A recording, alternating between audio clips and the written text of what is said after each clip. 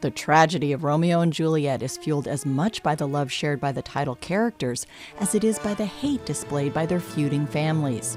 Perhaps no one in the new San Diego Opera production understands those dueling passions better than Doug Scholz-CARLSON. I'm the intimacy director and the fight choreographer. A lot of intimacy direction came out of fight direction, and a lot of the principles are the same.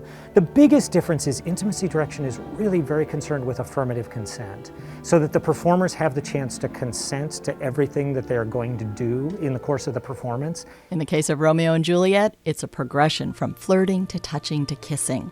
And in Matthew Ozawa's production, the singers get to shine on a gorgeously designed but very spare set, says Scholz-CARLSON. The gestures that are being made by the sets and the lighting are beautiful, but they're really stark, and that means the performers really can shine. So like for the intimacy, when they're coming together, they don't have a lot of set pieces that they're traveling across or anything. You're watching how the two of them are touching each other and how they're getting closer and how they kiss. The whole story is in what the performers are doing. That goes for the intimacy of close combat in fight scenes as well. But yeah, when you just have open space, and I say, tell the story, use movement to tell the story on this open space, I just find that really exciting. It's also exciting for singer SARAH COIT, who has a trousers role in Roméo et Juliette, which means she plays a male character. Very typical in opera. I'm what's called a mezzo-soprano, and that is very, very common. A lot of mezzo-soprano roles are male characters.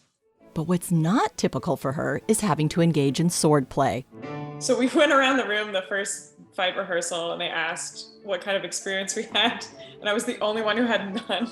She doesn't have the specific physical vocabulary of using a sword, so that she needs to learn.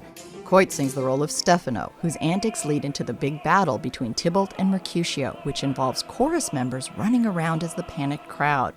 That's why Scholz-CARLSON holds a fight call before every performance. In the Tybalt-Mercutio fight, we've got about 40 people running full speed in different interlocking patterns around the stage. So it's all complicated. Everybody has to do their job right. So before every performance, we run all of that at half speed and just check in, and then we run it at full speed, so that when we get in performance, then they've tried it that night.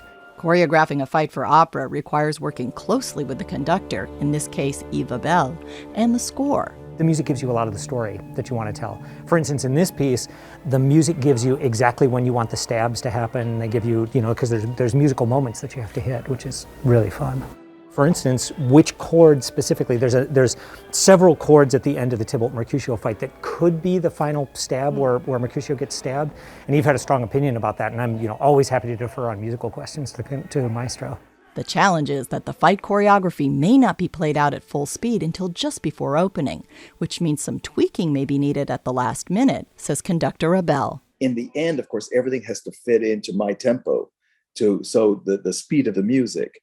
And so if we find in the last stages that there just isn't enough music, let's say, to cover all of the different moves of the battle, then of course something has to be cut.